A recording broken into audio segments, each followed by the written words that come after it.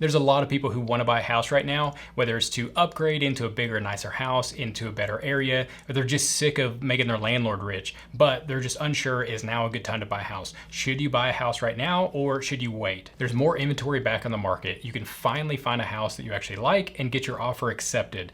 The only issue is, over the last year, interest rates have doubled. So it has a lot of people wondering if now is a good time to buy. Should they wait? Should they wait for interest rates to come down? Is the housing market going to crash? We're going to talk about all that in this video. So we're going to look at what the market was doing over the last few years. We're going to look at what the market's doing right now and what we can expect into the future. Hopefully this will give you a balanced perspective on what's changed. I'll also break down what factors you need to consider when you're buying a house and if it's even a smart move to wait for interest rates to come down. At the end of the video, I'm going to give you a few tips that can help you win in any housing market. So over the last few years, we saw housing at its peak. We saw houses more expensive than they've ever been.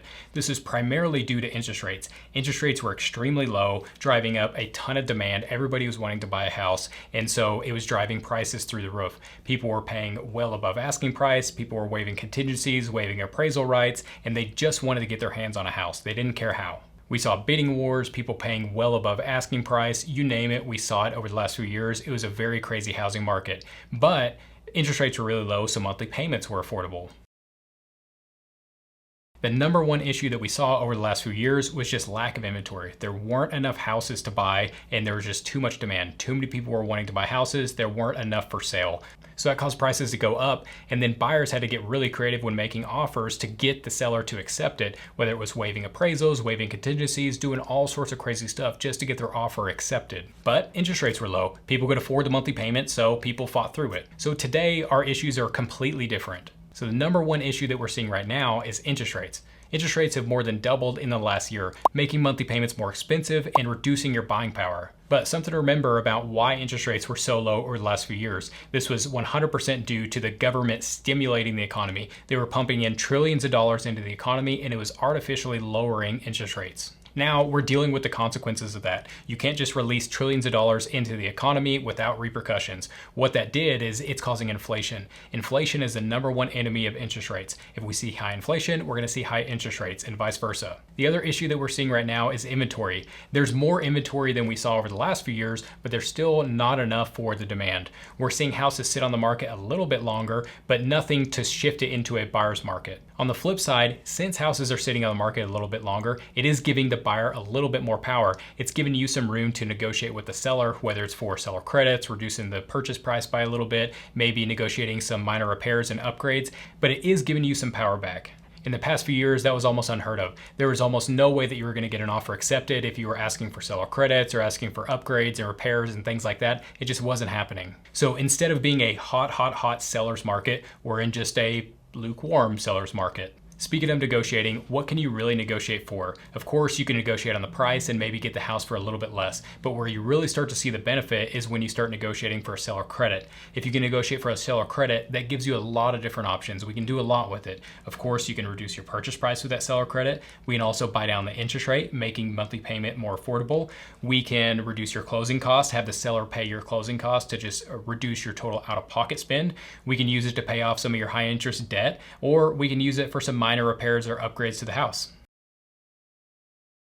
So let's talk about tomorrow's market. What do we think is going to happen in the future? What could happen in the future? So maybe all this information has you thinking, you know what, I'm just going to wait. I'm going to wait for the housing market to crash. I'm going to wait for price to come down. I'm going to wait for interest rates to come down. I just don't want to buy a house right now. I'm going to wait. So let's talk about what we could see in the future and what will likely happen in the future and what that's going to mean for you.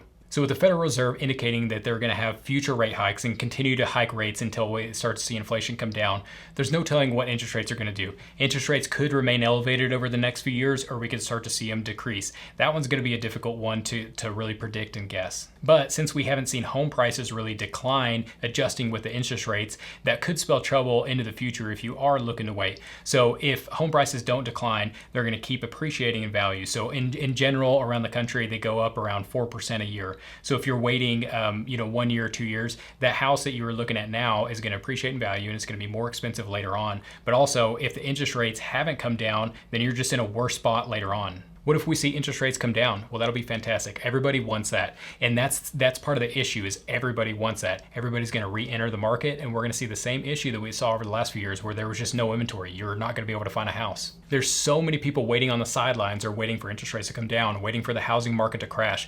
If one of those events does happen, everybody's going to re-enter the market at the same time, and we'll have the same housing market that we saw over the last few years. We could think about this like, what is the cost of waiting? How much is it going to cost you to buy a house later? Number one is appreciation. So if the house is going up in value, it's going to get more expensive and you're going to pay more for that same house. The biggest issue with waiting is appreciation. As you wait, that house is just going to get more expensive. So to buy that same house in a few years, you're going to pay a lot more money for that same house. Also, while you're waiting, are you currently renting? If you're currently renting, you're just paying money to your landlord, making your landlord rich, so that money's completely gone. If we do see interest rates come down, what do you think will happen to demand? Do you think we'll have less demand now that housing is more affordable? Or we're gonna have more demand than we do right now because it is more affordable?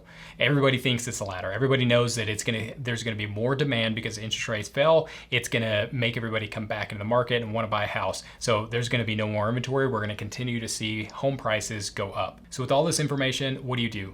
It's the million-dollar question, and I don't have the right answer for you. But what I can say is timing the market is almost impossible. Real estate should be viewed as a long-term investment. Even if you bought at the market peak when housing was at its most expensive and we see values come down, if you hold the house for long enough, you will still do fine in the end. So for the home buyers out there, here's my advice to you. Number one is be careful who you listen to. Everybody's perception on the market is different. A lot of people that got priced out of the market or can't afford to buy a house right now are the ones that are very negative towards housing and saying that the whole market's gonna crash. On the flip side, you have realtors and even myself as a mortgage lender who might be a little bit more optimistic than most. Because obviously we make money from you buying a house. And that's only partly true. We have a lot more information than the average consumer that's just walking around the streets. So take it with a grain of salt. My second piece of advice is buy for the long term. Have the intention to hold the property for a long period of time. Make sure that you're buying a house that you can afford and that has an affordable monthly payment even with the interest rates and where they're at today. Over time, you will build equity. There are opportunities to buy in every single market. There's pros and cons of every single market. But what you need to do is decide if it's a good time for you and your family to buy a house. Can you find a house that you like and you want to stay in for a long period of time? And can you afford the monthly payment? That's how you decide if it's the right time to buy a house. And if you want to understand how to leverage the biggest tool in today's market, the seller credit, and how you can use that to buy down your interest rate and what that means for you, watch this video next.